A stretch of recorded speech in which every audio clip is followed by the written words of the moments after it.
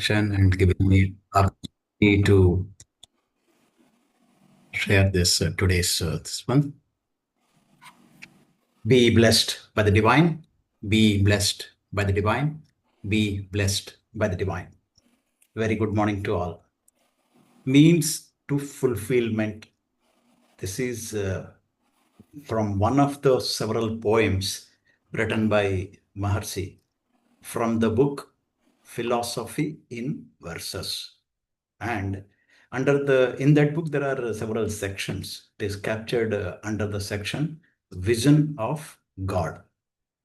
Understanding the inner meaning of the poem is the topic for today. When we say poem, what is the difference between a poem and a prose or a poem and other verses? Is poem is a condensed form of message.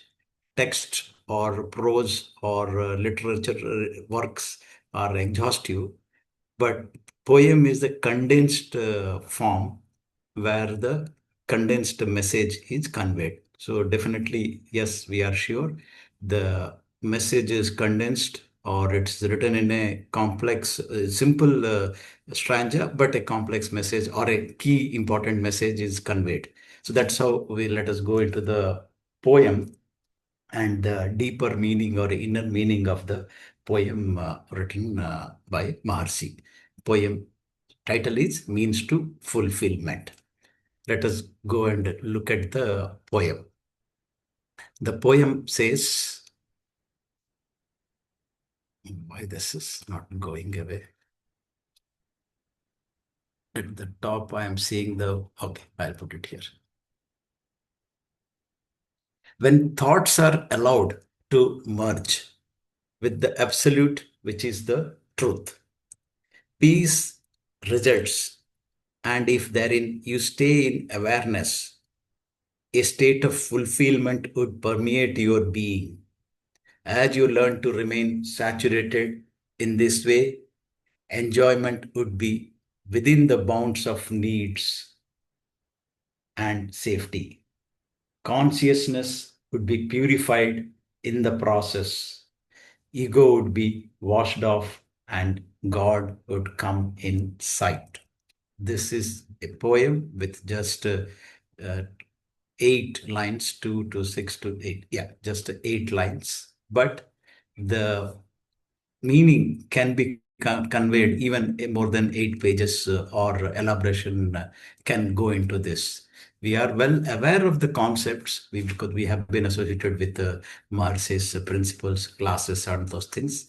But this poem once again captures or conveys the total message or thought process of Vedatriya. To start with, fulfillment. When we say fulfillment, what is the meaning of fulfillment? If we just refer to the dictionary, I just went to the dictionary and took the word meaning for fulfillment. The achievement of something desired, promised, or predicted. For example, the usage in a sentence, becoming a doctor was the fulfillment of a childhood dream. He has a desire to achieve or to become or to predict it to become a doctor. So that is how one meaning of fulfillment is to achieve something that is desired. There is another meaning also, meeting a requirement or condition or need. So that has to be met. The conditions are to be met.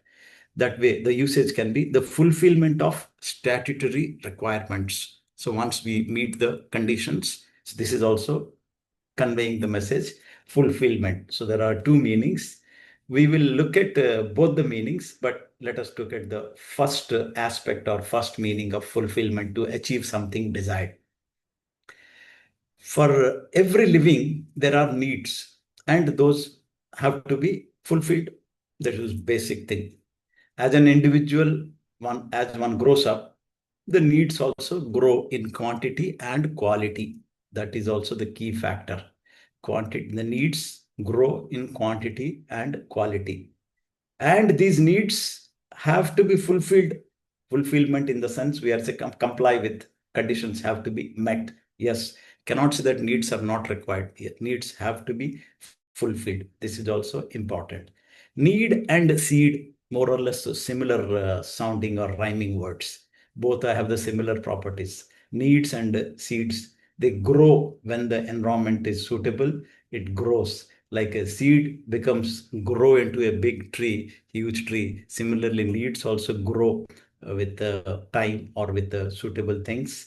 And then when the need is seeded in the mind, when need is thought comes, I feel a need for a particular thing, need gets set or seeded in the mind, then it goes on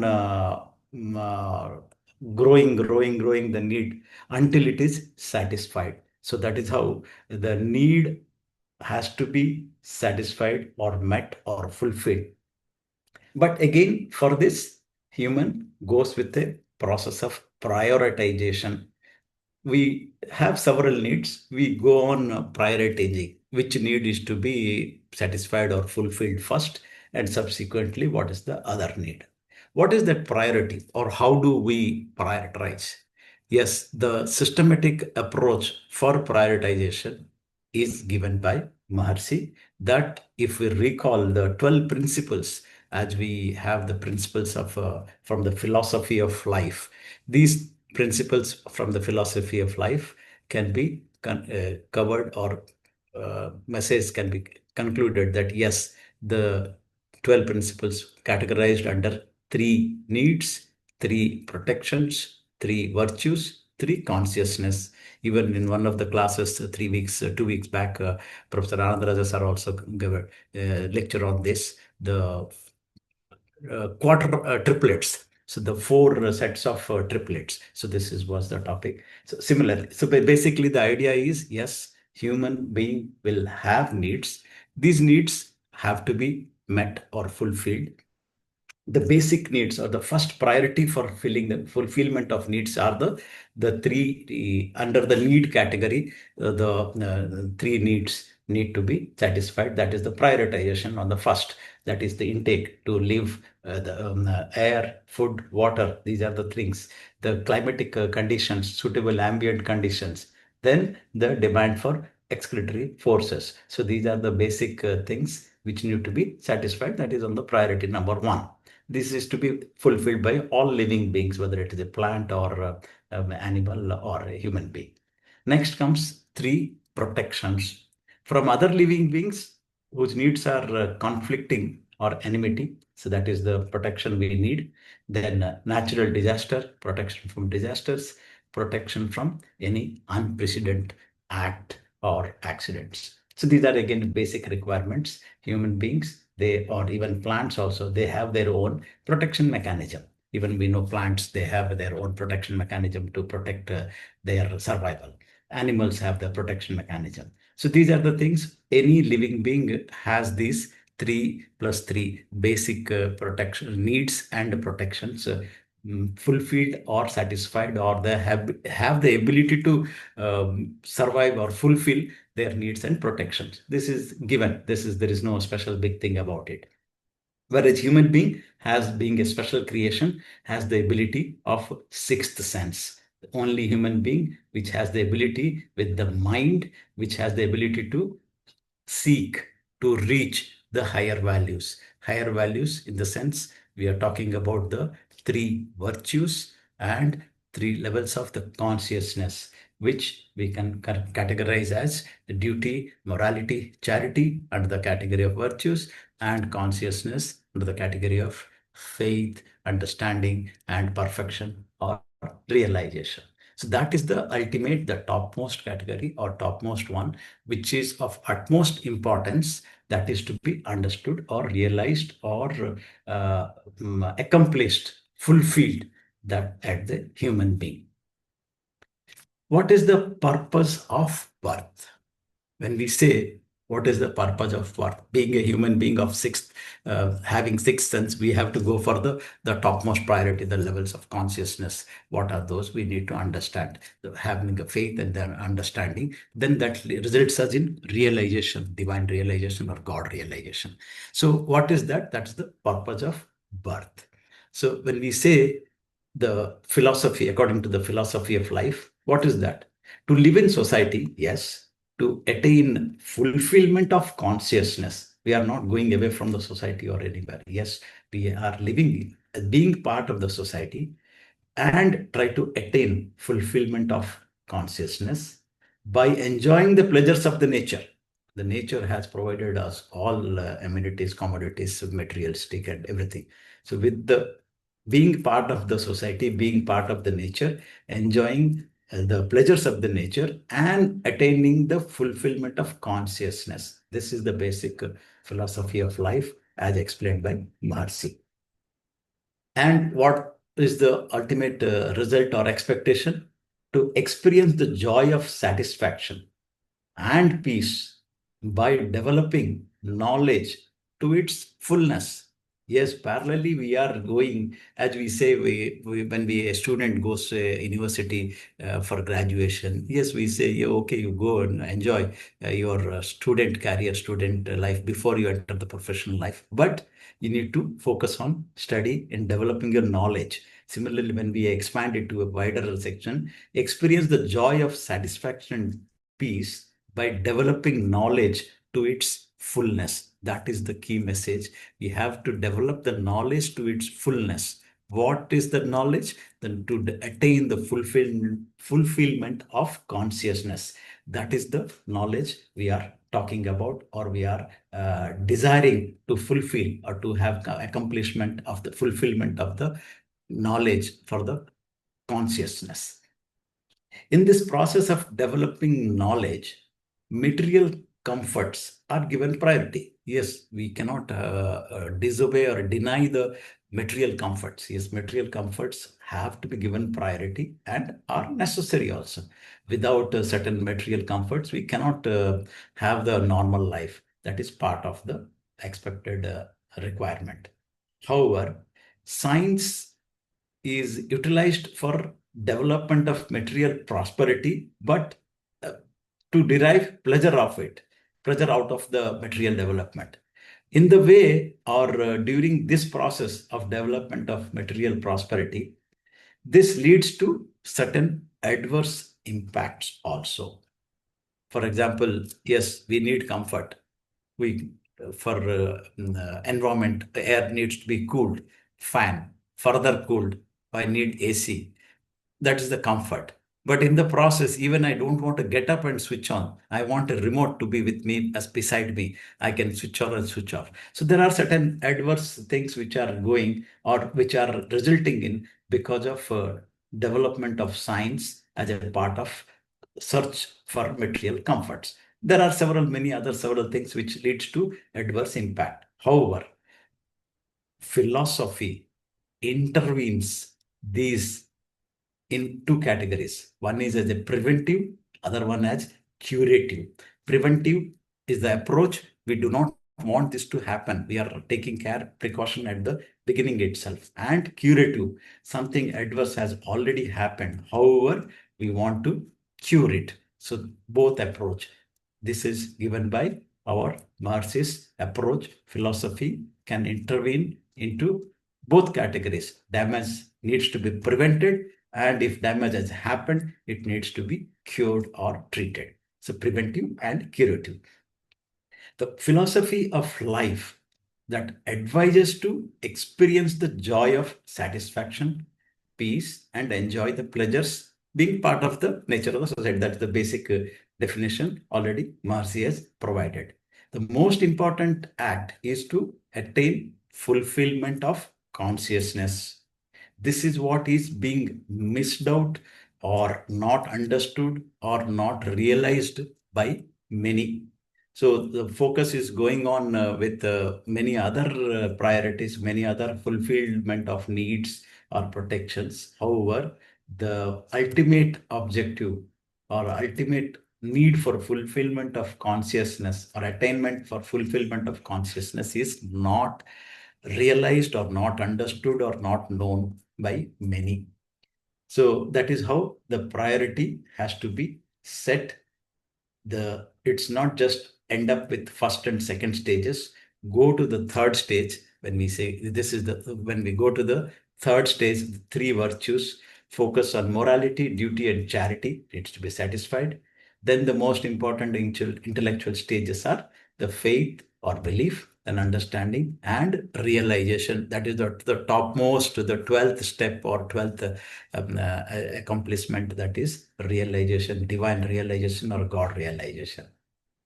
This is what is for the development of intellectual knowledge. This knowledge can be from own experience or by reading books or learning from learned, experienced masters. This is what we are doing.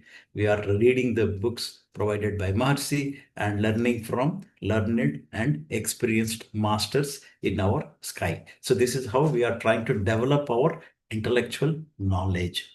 The self-realization to perfection can be achieved by regular practice of meditation, introspection, sublimation. That leads to perfection. This is called as purification of consciousness. So, by continued practice of this purification of consciousness, the impurities in the human being get removed or washed away, washed off, which ultimately leads to divineness. The simple equation which was given earlier, many times we have discussed, human minus impurities is equal to God or divine. This is the message from the two lines of this poem. The last stanza or the last two lines, that is what is trying to convey this message, saying that consciousness would be purified in the process, ego would be washed off, and God would come in sight. So out of the poem, I'm taking the last two lines. So we know what is going to happen. That is, God would come in sight. This is the most important point from the poem. Okay. How, when consciousness would be purified in the process, then ego would be washed off and God would come inside. God would come inside means God realization or divine realization is going to take place. Okay. Based on consciousness would be purified. So these two lines are conveying this message. So this is what we are trying to see. But well, these lines mention about God realization or realization of divinity. When purification of consciousness, inner cleansing of human beings takes place.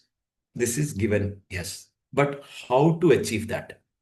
What should I do or what should one do to achieve these last two lines or God realization? What is the process or what are the steps to be taken to achieve the purification or consciousness to be purified? For this, Marcy has written the first four lines that describes the action or steps to be taken or to be followed. What is that? When thoughts are allowed to merge with the absolute, which is the truth. When I'm putting this in the bold one so that it will be easy for to go through.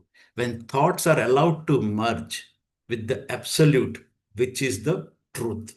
So we'll have to stop at this first two lines. When thoughts are allowed to merge with the absolute, which is the truth. These are the steps designed by Maharishi called as Surya meditation, where all other sensory perceptions are isolated. The thought mind is focused only on the absolute. Life energy or fractional consciousness of mind remains focused on the total consciousness. This is what you did just 20 minutes back from 9 to 9:30, the Turyatita meditation. We are all well aware of this. I'm just, for the sake of continuity of the topic, I'm just trying to expand. Yes, when thoughts are allowed to merge with the absolute, which is the truth or absolute, the same, where thoughts are getting merged. This is what is the Turyatita meditation. So practicing Turyatita meditation will purify the imprints. Following the introspection will bring transformation. With the regular practice, we will have the consciousness, that fractional consciousness becomes one with the total consciousness. This is nothing but, this is called perfection. Okay. Now, how? Before we go ahead with this statement, one must understand the knowledge of magnetism and genetic center. Without understanding the knowledge of or having the knowledge of magnetism and genetic center, it is not easy to perceive the concept that yes, thought to be merged with the absolute.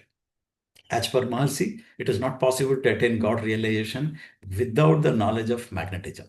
One must understand the knowledge of magnetism, only then he will be able to understand the or attain the concept of God realization. And it is not possible to understand the consciousness without the knowledge of genetic center. One must also know the genetic center, its importance, its functioning. Divine state is the primary force behind magnetism and genetic center. This we all know. Magnetism is nothing but a transformation of the tanmatras and mind, the five tanmatras, the sense of vibration or perception, sense of touch, the sense of vision. These are all the five formations of waves, the sound wave, the pressure wave, the sensory perception. These are all the five waves, which and the sixth sense is mind. So these are all nothing but transformation of magnetism. Okay. Then this is again the explanation given by Maharishi on the divine transformation. The surrounding pressure force from the absolute space is what crumbles as a formative dust. These dust particles are spinning and producing vibration or magnetic waves. These magnetic waves are nothing but the crumbled dust particles or caused because of dust particles from the absolute space. And these magnetism or magnetic waves are filled all across the universe, even beyond universe, everywhere, everything and everywhere is filled up with magnetism. This magnetism is omnipresent. Then, and this magnetism is circulating within the body of all living beings. We call it biomagnetism. And this biomagnetism or the basic magnetism within the body has to follow the principles of physics, what we call it, principles of specific gravity, that is called genetic center. This genetic center is situated in the Mooladhara and center of the physical body. This is all we are familiar with. This genetic center contains the qualities and records or expressions or experiences of every action from the sense organ. Any action from the sense organ, even the sixth sense, the mind. So all the six sensory perception sense organs go through or pass through, the waves are passed through the GC. Everything is getting recorded in the GC. That we call as imprints. These imprints transform into qualities of the individual. The imprints which are there on the GC or genetic center is the one which is deciding the quality of the individual. So GC is responsible for the quality of the individual, and GC is resulting because of the cause and effect principle. So this is what Marx is trying to put emphasis. GC is nothing but magnetism, but that is because of the actions from the six senses, and that is decided based on the cause and effect principles. So by knowing these things, that genetic center is the storehouse of all records, entire cause and effect is stored there, entire activities and which is inherited, and the sanchita karma, prarabdha karma and akame karma, everything, that all sorts of the past, present and future, everything that is stored there. That is what is to be understood and realized. Once you know the significance or know the phenomena, what is happening through the GC, because of which all our past and present and future is destined, then we will be able to realize the importance of that and do actions in line with or to cleanse our genetic center. So this is what is the importance he is telling. To understand the significance, only then we will be able to go to the next step or approach towards understanding the knowledge of consciousness, and then approach towards the step of God realization. So this is again with the cause and effect principle. To meet that, one has to go with the morality, duty, and charity to understand the principles of cause and effect. we have to clear the imprints. The main emphasis is whatever imprints are there need to be cleansing has to be done for the imprints. For this, the methods described are expiation, dissipation, and neutralization. Earlier also many times we have discussed across many lectures from our professors. Expiation is nothing but that is including the that includes performing virtuous deeds by doing some good deeds, realizing and regretting the earlier deeds. If there is any bad action, bad deed was done, that has to be compensated with a virtuous deed or a good deed. Then seeking forgiveness for the earlier wrongdoing. So these are the things already done, but we are going as a curative method instead of which harm has been done, but we are going as a curative method. Dissipation or superimposition of thoughts or imprints are superimposed by fresh thought. This is again the like earlier imprints are to be overwritten by new noble thoughts. This is the second step. Something is already there that needs to be dissipated or gradually faded out. How we have to have good imprints overriding or superimposing the existing thoughts by just, for example, when you are reading Marx's books or reading Marx's poems or attending the lectures from our professors on the topics of Marxy, these good vibes, good thoughts get imposed on the existing or past things. That is how the dissipation or superimposition can take place. The third method is neutralization. That is the technique practiced during meditation when mind initially merges with the life force. The individual gets merged with the static state. Turyatita meditation, what we did today, the sensations of pleasure and pain are completely just ignored because mind is completely focused only on the absolute, the truth or the divinity. Then the consciousness remains, or we try to make the consciousness as part of the one with the divine state. That is how, by doing this, when we are when our sensory perceptions are cut off, mind is focused only on the divine state. There are no other imprints getting created or getting generated because of sensory perceptions or input from sensory organs. By doing that, the existing imprints, whatever there is no fresh inflow of imprints or fresh thoughts coming into the genetic center. Then because of continuous remaining focused with the divinity, the existing imprints or bad karma get dissolved or get neutralized. So this is the approach that is called neutralization approach. Now again, let us go back to the poem which says, when thoughts are allowed to merge with the absolute, which is the truth. First two lines, yes. Consciousness should be purified with the process. Ego would be washed off and God would come inside. The last two lines. In between the four lines, what we are talking about. The peace results, and if therein you stay in awareness, a state of fulfillment would permeate your being. As you learn to remain saturated in this way, enjoyment would be within the bounds of need and safety. These four lines are again conveying the outcome or what we will be getting from this act, what we are doing, the Triyatita meditation, or when the thoughts are allowed to merge. After that, what is the outcome? So, by doing this, peace results. This is very clear and simple. A person will have complete peace of mind, and regular meditation will increase the awareness of our existence. When we are talking here, peace results, and therein, if you stay in awareness, the awareness here, the awareness of our existence, we have to develop the awareness, understand the principles of cause and effect, and moralize our actions. So this is what is the stay in awareness means. We have to be aware, what we are doing, all our actions, the thought, word, and deed, what we say, you have to be always aware of thought, word, and deed, and increase the awareness of our developed awareness or understanding the principles of cause and effect.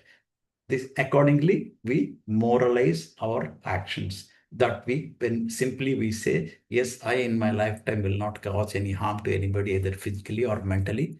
To the possible extent, I will remove the pain of others. This is again a most simplified way of moralizing our actions in terms of thought, word, or deed.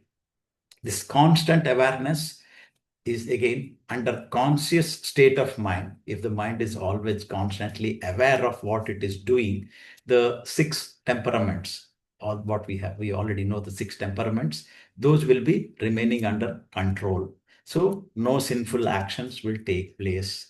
This will be resulting in God realization. So that is nothing but the state of fulfillment of purpose of birth or the goal of life. This is the meaning conveyed from these lines of the poem, and therein you stay in awareness. A statement of fulfillment would permeate your being. So this is how we try to get the meaning from this. We have to be always staying in the state of awareness so that our actions are not causing any harm to anybody in terms of thought, words, or deeds. Even one of the lectures or Professor Muthu sir mentioned or gave a small example. Even though the act, what he did was appreciating, he was appreciating, praising a student and a mother for success, great success of achievement, high academic in the exams. However, that also caused hurt or caused pain to another parent. So this is how even if we try to be constantly aware, at times things can go wrong. So that is called, you have to be completely aware of the activities, what we are doing. Even if a word of praise can cause pain to some other. So that's however ever you are, there can be a chance for something with causing pain. So you have to ensure will not cause pain to anybody, even in thought, word, or deed, and try to remove the pain of others. And as you learn to remain saturated in this way, we have to continuously remain saturated in this way.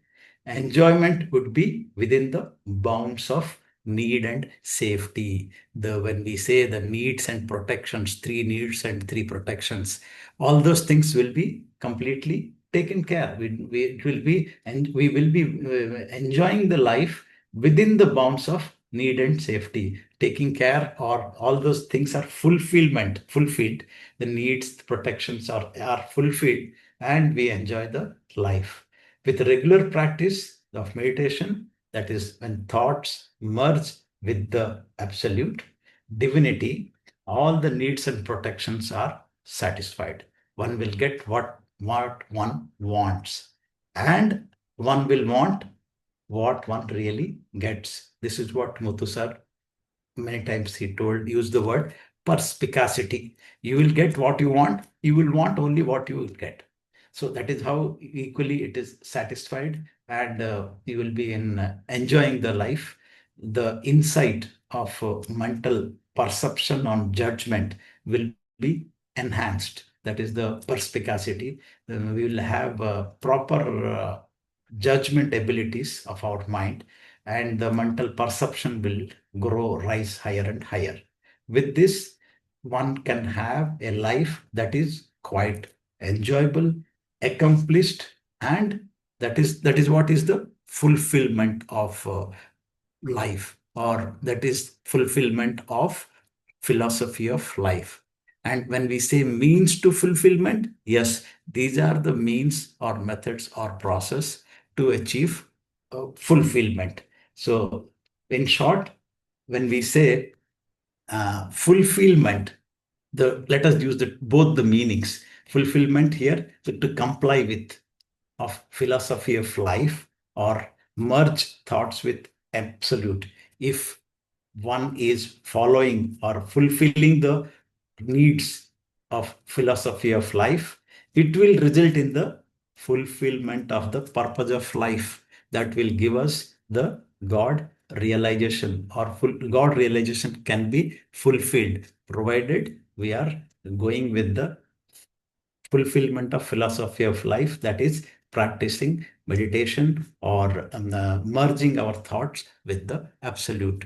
So with this, I'll just quickly put again the summary slide. When thoughts are allowed to merge with the absolute, which is the truth, peace results, and if therein you stay in awareness, a state of fulfillment would permeate your being. As you learn to remain saturated in this way, enjoyment would be within the bounds of need and safety.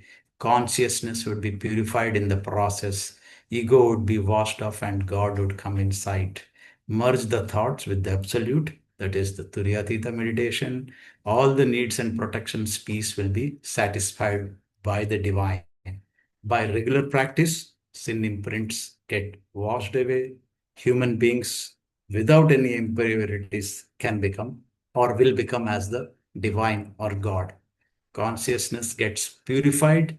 That is what the result, or that results in fulfillment of divine realization. That is nothing but the purpose of life or goal of life.